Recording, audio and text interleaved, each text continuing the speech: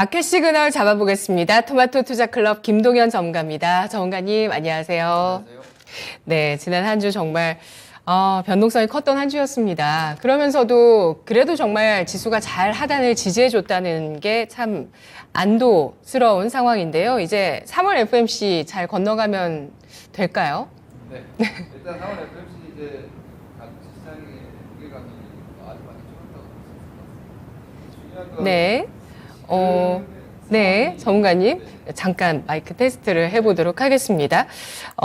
오늘 새벽에 바로 발표가 나왔습니다. 이 UBS 스위스 최대 은행에서 결국에 크레디트 스위스를 안고 가겠다라는 발표가 나왔죠. 결국에 이렇게 인수를 하게 되면서 어느 정도 스위스발 어떤 위기감들은 좀 봉합되는 그런 분위기를 만들어내고 있는데요. 이런 가운데 지금 미국 쪽의 선물 움직임 보시면은 사실 뭐 크게 오르지는 않고요. 그래도 지금 나스닥과 S&P 500 선물 같은 경우는 현재 0.3에서 0.4% 플러스권 기록하고 있는 상황입니다. 네, 오늘 새벽에 호재가 나왔어요. 네. 예, 어떻게 보셨을까요? 네, 일단 SVB 사태도 그렇고 CS로 전이가 되면 저는 사실 어떻게 보고 있냐면 이게 사실 그 주식시장은 대단히 평화롭습니다. 이 정도면은 사실 이 사태에 비하면 주식시장이 너무 안정적인 게 아닌가.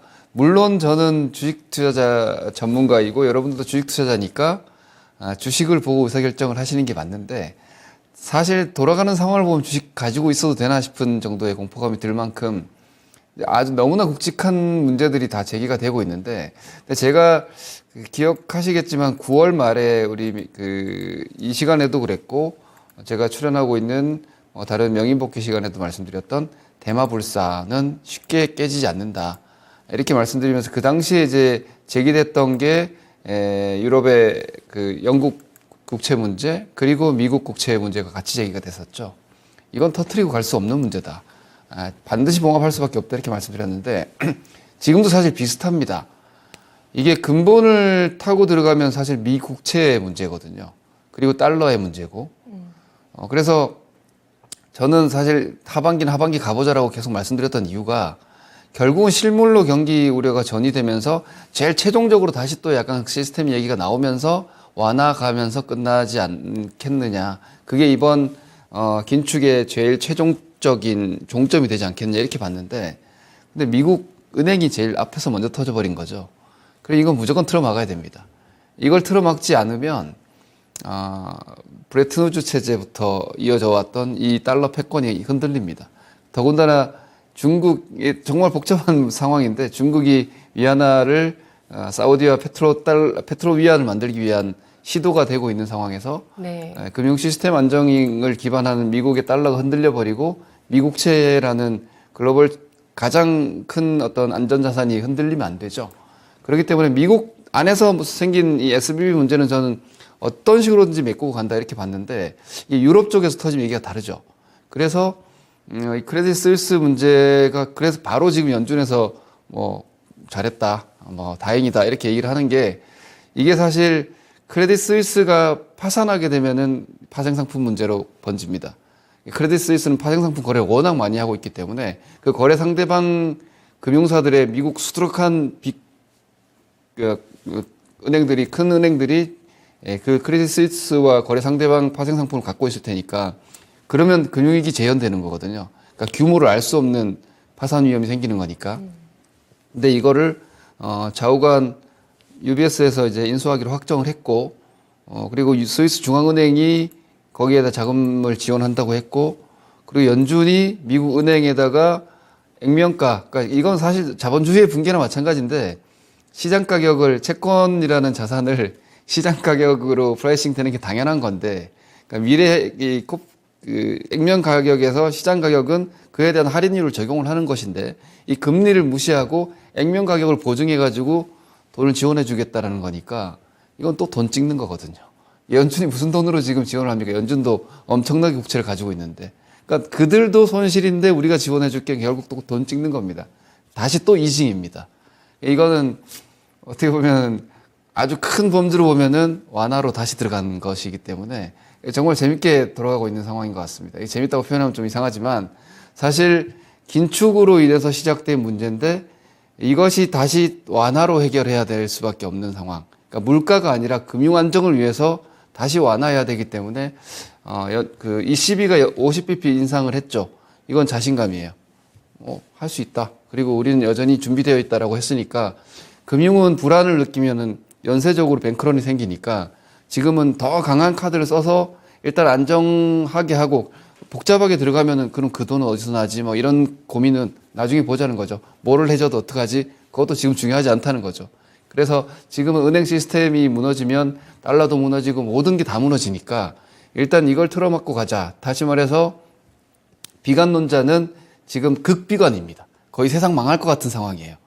그런데 그걸 보고 여러분들이 포지셔닝 하기에는 특히나 연준 그리고 전 세계 중앙은행들이 다시 돈을 찍어서 완화를 시작을 했다라고 저는 보입니다. 이따 제 그림도 한번 보시면 아시겠지만 실질적으로 연준 총자산이 최근 한 2주, 1주 정도의 상황에서 급격하게 다시 또 늘어나고 있습니다. 한 6천억 달러 정도 단기적으로 늘었더라고요. 우리 돈으로 따지면은 뭐 엄청난 돈입니다. 이게 다시 지금 연준이 돈을 풀고 있는 상황이 됐기 때문에 이번 FOMC는 25bp 인상이 거의 마지막 가능성이 아주 높고 인상하면 코멘트는 완화적으로 나올 수밖에 없을 거예요. 이런 점들 감안하면 뭐 급한 불은 또 오늘 새벽에 꺼졌기 때문에 일단 너무 여러분들 극단적인 어떤 공포감 이런 부분들 좀 경계하시면서 주식시장이 일단 그림상으로만 딱 봤을 때는 여전히 박스권이고 이런 정도의 굵직한 내용이 있음에도 불구하고 지금 상황은 어쨌거나 틀어막히고 있다. 그러면은 그 상황에서 유동성이 풀리는 데 대한 다시 또 욕심은 또 움직이기 때문에 그런 정도의 초점을 좀 맞추시면 될 것 같습니다. 네, ECB에서 이번에 50bp 금리 빅스텝으로 인상하면서 연 3.5% 금리 결정을 했고요. 그러면서 물가는 이제 금리로 잡고 나머지 이런 금융 불안 같은 경우들은 이제 또 다른 우리가 준비를 충분히 해서 잘 대응할 수 있다 이렇게 발언을 했거든요. 연준 쪽에서도 디스인플레이션이랑 언급을 하긴 했지만 아직 뭐 서비스 물가 또 임금 상승 압력이라든지 주거비 이런 것들은 뭐 여전히 부담이기 때문에 금리를 좀 더 올리면서 금융 위기를 지금 조금 전에 보여주셨던 자산을 이렇게 늘리는 형식으로 방어하는 쪽으로 가진 않을까요? 그게 사실 되게 모순적인 상황인데, 네. 근데 원래부터가 그 논문들도 나와 있고 미국 현지에서도 많이 얘기가 되고 있는 게 연준이 지금은 일단 인플레이션 파이터로서의 포지션보다는 금융 안정에 좀 더 우선 상황을 둬야 되는 상황이 되었다 다시 이렇게 얘기를 하고 있기 때문에 인플레이션은 지금 꺾이고 있고 그리고 사실 금융 위기는 가장 강력한 수요 파괴거든요. 그러니까 진짜 인플레이션은 꺾으려면 이 금융에 대한 대처 속도를 늦추면 됩니다. 그러면 당연히 수요 절벽이 생기니까. 근데 그게 아니라 그것보다 더 빨리 꺼야 되는 게 금융의 신뢰감이기 때문에 일단은 돈을 일단 다시 풀고 보자. 이렇게 될 것이고, 그게 이제, 다들 그렇게 얘기합니다. 이 돈은 또 찍는구나. 왜냐면, 미국채 값이 폭락해서 나타나고 있는 모든 문제인데, 미국채를 근래에 가장 많이 매입해서 갖고 있는 건 연준입니다.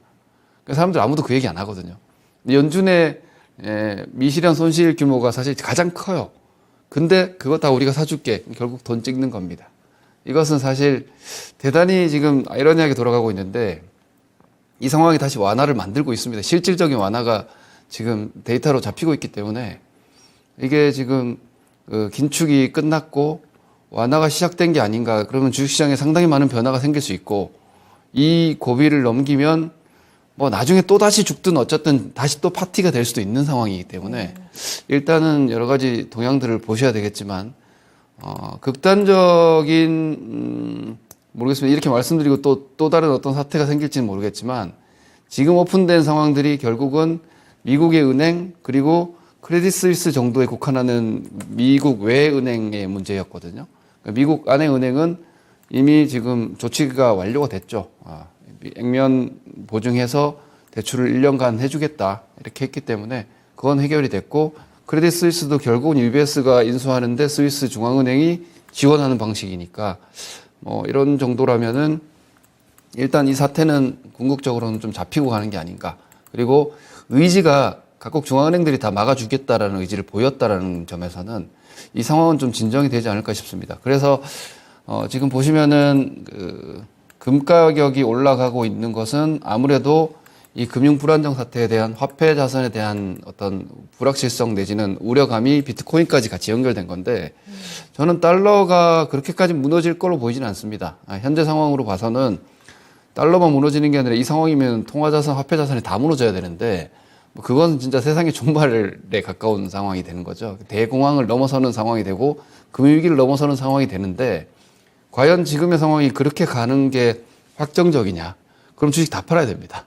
진짜 여기서라도 다 팔아야 되는 상황인데 저는 아직 그런 신호는 아닌 것 같고 오히려 앞에서 너무 큰 게 터져서 제가 말씀드린 대마불사인데 이게 작은 걸 죽이면서 큰 걸 잡고 가는 게 원래 어떻게 보면은 거의 뭐 로직이라고 볼 수 있는데 앞에서 너무 큰 게 터져서 뒤로 갈 수 있는 상황이 아닌 것 같아요. 일단 이거 다 틀어막고 그리고 나중에 이제 이게 이제 규제가 강화되면은 이제 파이낸싱 자체가 좀 더 타이트해질 테니까 그러면 이제 이후에 실물 쪽이 나빠지는 건 또 그때 가서 볼 일이고 현재로서는 이 상황은 좀 방어를 하고 가는 것이고 이걸 FOMC로 연결하면은 FOMC는 0.25%를 인상할지언정 파월의 입은 아주 완화적이고 금융 안정에 초점 맞춰질 수밖에 없기 때문에 제가 볼 때는 뭐 이번 주 초 잠깐의 불확실성 정도라면은 일단은 봉합되고 있는 게 아닌가 이렇게 좀 보여집니다. 네. CS까지 터졌을 때 사실은 좀 우려할 만한 네. 상황이었지만, 지금 연준이나 또 연준뿐만 아니라 미국의 뭐 재무부 또 연방보험공사, 예, 이쪽 연방예금보험공사 이런 쪽과 전체적으로 상가편대로 다 대응을 하고 있고, 스위스 쪽에서도 아주 적극적으로 빠른 대응을 하면서 크레딧 스위스 인수라는 호재까지 나왔습니다. 그러면서 이제 지수 자체는 하단을 완전히 확인했다고 보면 될까요? 지금 사실 그림을 이렇게 보시면은 제가 S&P를 먼저 좀 보여드리겠습니다. 미국의 일단 우리로 따지면은 미국의 코스피 200이라고 할 수 있는 S&P 500 지수를 중심으로 보시면 되니까 그냥 이게 사실 우리 주식 투자자에게는 시장이 팩트죠. 여러 가지 상황들이 있지만 우리가 사실 미국의 뭐 CS에 CDS 거래하시는 것도 아니고 미국의 은행주를 거래하고 계신 것도 아니기 때문에 주식 시장을 볼 때는 그냥 시장 지수를 보고 판단을 하면 된다고 저는 생각을 합니다. 여러 가지 상황들은 그냥 분석적인 요인이고 근데 현재 팩트로만 딱 보면 S&P 500 지수는 아직까지 저 12월 저점도 낮추지 않고 있습니다. 미국의 금융주가 급락을 하건 어쩌건 간에 뭐 최근에 GPT-4가 나와서 MS라든지 이런 기업들도 시장 안에 있는 거죠. 예. 이런 것들은 또 성장주니까 그것도 반영이 되고 있고 그러면서 전체 시장은 사실상 저점이 여전히 10월이고 그리고 고점과 저점이 높아지고 있는 이 구조를 깨지 않고 있습니다. 아주 쉽게 우리가 차트 공부를 전혀 하지 않으셨더라도 제가 지금 표시해 놓은 파란색 동그라미가 단기 저점들이죠. 낮아지지 않고 있고요. 오히려 작년에는 고저점을 낮추면서 하락 추세에 있다가 추세 전환된 이후에 작년 12월 고점을 올해 2월 고점은 넘어가 있습니다. 이거는 고저점을 높이고 있는 추세 전환이 여전히 돼 있는 것이고 뭐 좀 보수적으로 얘기하더라도 옆으로 가고 있다 정도로 얘기할 수 있지 다시 방향을 아래로 잡았다라고 할 정도의 그림도 여전히 아니기 때문에 노이즈가 워낙 좀 큰 부분이라서 앞서도 제가 말씀드렸지만 이게 만약 문제가 된다면은 지금이라도 주식을 다 팔아도 위험 관리가 될 정도의 메가톤급 위험이에요. 예, 이게 노출된다면은 미국채니까. 미국채의 안정성이 훼손이 되는 건 그러니까 금융이라는 건 여러분 자산이 제일 밑에 바닥에 가장 안정적인 미국채가 딱 바닥에 놓여 있는 것이고 그 위로 이제 뭐 유럽의 국채 그리고 이머징 국채 그리고 그 위로 또 주식 뭐 이런 식으로 회사채 이렇게 올라가는 거지 않습니까? 그리고 이제 하이힐드급 이렇게 가는 건데 근데 바닥이 무너지면 다 무너지잖아요. 그렇기 때문에 이거는 무너뜨릴 수 없는 문제다라고 오히려 보시는 게 맞는 것 같고 그래서 최근에 제가 오히려 하이힐드 스프레드 같은 것들도 계속 보고 있는데 하이힐드 스프레드도 아직까지는 뭐 5% 선을 넘지 않고 있어요. 이건 의외로 은행권 위기가 뭐 하이힐드나 혹은 회사채 시장으로 그렇게 강력하게 전이되고 있지도 않은 상황이고 여러 가지로 보면 오히려 미국채 그 무브 인덱스 채권의 변동성이 지금 제일 큽니다. 미 국채 변동성이 가장 크고 오히려 위험 자산들은 생각보다 주식시장도 마찬가지고 동요하지 않는 이유가 이건 무너질 수 없다라는 인식이 좀 깔려 있는 것 같아요. 그리고 최근에 이제 연준을 포함한 대응도 오늘 아침까지 이어진 대응도 맞겠구나. 역시 이변은 없겠구나라고 보는 게 맞지 않나라고 저는 생각을 합니다. 네. 일단 뭐 이런 변동성이 일어났고 그리고 채권 시장의 변동성도 주목이 되고 있지만 시장의 전반적인 판단은 이 미국 국채가 무너지지는 않을 것이다라는 판단으로 보여지고 있다는 의견입니다. 자, 그러면서 이제 이 연준의 총 자산이 늘어나고 있다는 점도 주목할 필요가 있다고 하셨는데요. 그러면 뭐 자연스럽게 또 성장주에 대해서 생각하지 않을 수 없을 것 같은데 놓치지 말아야 할 마켓 시그널은 뭘까요? 네, 저는 언제나 주식시장은 성장주를 봐야 된다고 생각을 합니다. 예전에 예를 들어서 우리가 가치주라고 얘기하는 산업재가 좋았던 2005년도 이후의 시장도 그때는 그 주식들이 성장주였습니다. 그러니까 성장주가 추상적인 개념이 아니라 지금보다 앞으로 실적이 나을 수 있는 산업, 현재보다 앞으로의 업황이 좋을 수 있는 산업이 성장주인데 주식시장은 부동산의 개념이 아니기 때문에 기업들이 돈을 얼마나 잘 버느냐가 관건입니다. 그럼 언제나 변하지 않는 테마가 성장이고 현재도 사실은 궁극에는 세계 경제가 네. 네. 그 성장주에서 그동안 김동현 전문가님께서 또 가장 핵심 성장주로 배터리와 친환경을 주목해 주셔왔고요.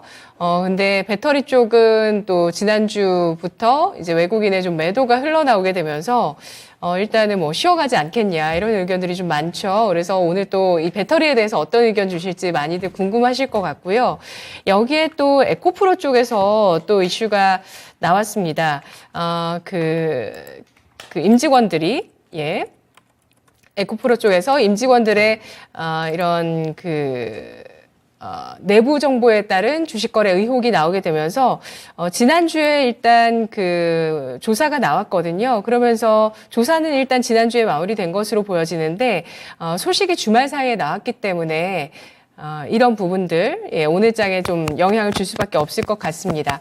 자, 그러면 오늘 놓치지 말아야 할 시그널 배터리주 어떻게 볼까요? 네, 뭐 배터리주는 종목별로 접근을 일단 하시면 될 것 같고요. 네. 사실 에코프로 같은 종목은 단기적으로 좀 많이 올라왔지만 성장성이 유효한 것도 사실이죠. 이런 종목들이 조정받는다고 해서 LG에너지솔루션이 무너지지는 않을 겁니다. 그리고 오히려 지금 같은 그 금융 주변 여건이 불안정할 때 대마불사라고 말씀드리고 있다시피 좋은 산업에서 오히려 가장 핵심 종목을 가지고 계시는 게 가장 안정적이고 편할 수 있습니다. 그래서 저는 오히려 LG에너지솔루션 같은 종목은 이번 조정 기회에 좋은 매수 기회가 좀 되지 않을까라는 생각을 좀 하고 있고요.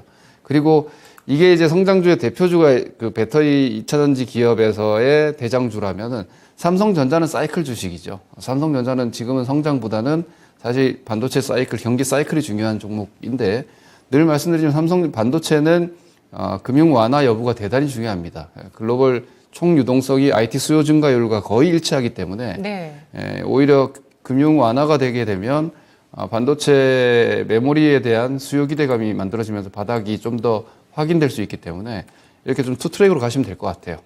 성장주 쪽에서는 여전히 2차 전지를 필두로 해서 뭐 로봇 같은 것도 다 성장주 섹터에 포함을 하시고 그리고 사이클 쪽에서는 일단 반도체 제 앞쪽에 놓고 더군다나 지금 GPT 같은 경우에 계속 진화되고 있기 때문에 네. 그러한 어떤 수요 기대감 가지고 반도체를 사이클의 앞쪽에 놓고 그렇게 그냥 가시면 될 것 같습니다. 기본적으로 크게 흔들리실 필요 없이 그리고 2차전지 관련 에코프로 같은 종목에 대한 노이즈도 뭐 모든 2차전지 관련 섹터의 종목에 연동하는 것이 아니라 하루 이틀 금요일 날 일단 전반적 데미지를 입었고 오늘 아침 정도면은 그 영향력은 거의 마무리될 것 같아요. 그러면 엔솔 같은 종목은 다시 또 상승 전환될 수 있기 때문에 그걸 좀 구분해서 보시면 될 것 같습니다.